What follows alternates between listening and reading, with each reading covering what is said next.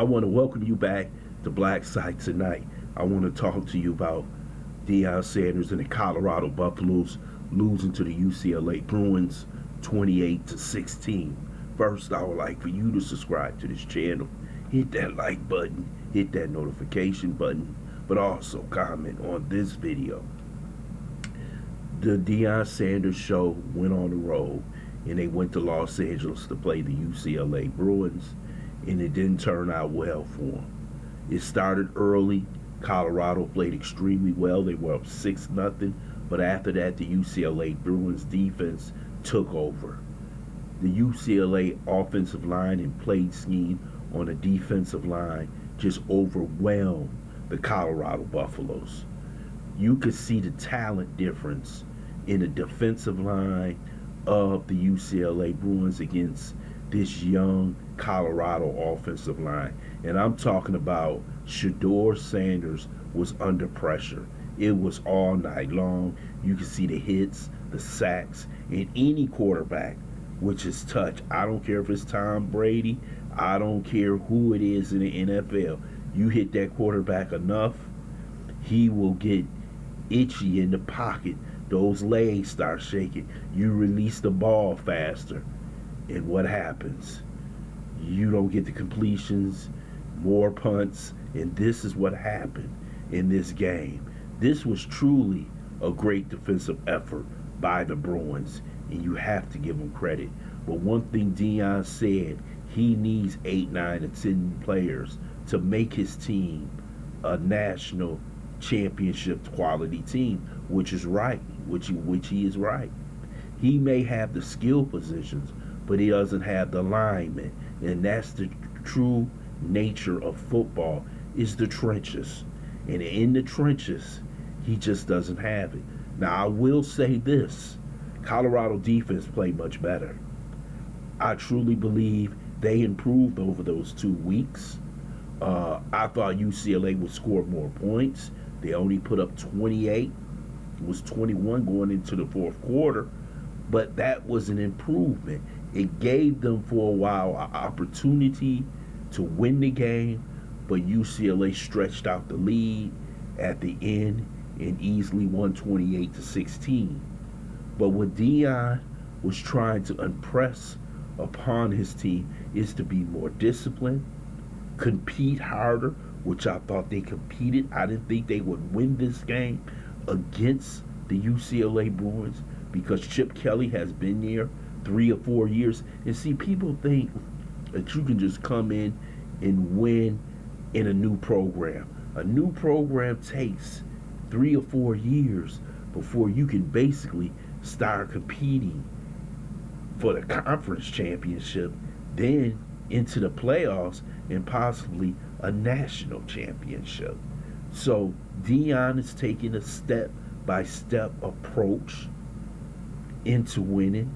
You know, there has been a lot of publicity, you know, the videos, the social media, but everything he's doing is a cautionary tale on how a football team is built. You can see the weaknesses. He knows the weaknesses. He sees the film.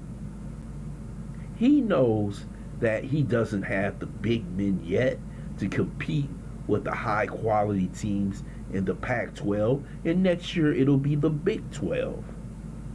But until he can invite those young men in, get them nice, trained up, physically strong, get into the program, he's going to have a problem. And you saw that this evening. When you saw the stats of the hits, the pressures, and everything together, you would say, hey, Shedeur, I don't even know how you even standing up. His critics will be out there. You know who they are. You know, bashing him because he's promoting his program. He's promoting his program to get the best recruits to come to Boulder and see what he's offering. In this league, I don't care if it's professional, college, pro, high school, little league, you need the Jimmies and the Joes. And right now, he doesn't have enough of them. And you saw it tonight. You saw where they fell short. You see the weaknesses on both sides of the ball. And once you can correct those weaknesses, then you can start competing on a high level. And this team is not ready to go to that level. Yes, the loss to Stanford is a scar on this team because they would have a different record right now. But you have to live and learn in college football. And I think that lesson was this team wasn't as flamboyant. They weren't as bodacious tonight. It seemed like they were more measured and more concentrated on trying to win this football game. And I think they competed well. Like I said, I didn't think they would beat UCLA. I thought UCLA might even blow them out. But this Colorado team physically is getting better. I think over those 2 weeks, they learned a lot and they had to look into themselves. So when they stepped on this field, they played extremely hard. 7-6 at halftime. Who would have thought that the Colorado Buffaloes would just give up one touchdown at halftime? They did it this week, and they shut Stanford out last week. Second half, UCLA scored 21 points.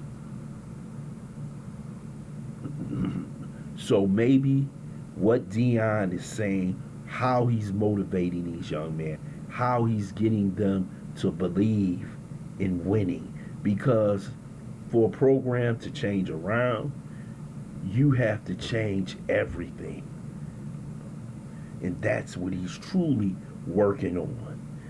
Next year, when this team comes in, you're going to see better coaches. I'm telling you. He's going to change the defensive coordinator. He's going to get a better offensive line coach. He's going to go out there and recruit some of the best coaches to come in because that's what you need. I don't care what program you in. You need those guys. And he needs to get a feel of D1 college football, which Deion Sanders is doing this year. This wasn't an embarrassment like I think last week was. They competed hard, they competed respectfully. I just like the way the game was. But they lost, and we know the only thing that really counts is the W's and the L's. I want to thank you for listening to BLACKSITE. Hope you subscribe to this channel. Smash that like button, but also share this video. Love to hear your comments in the comments section about this game.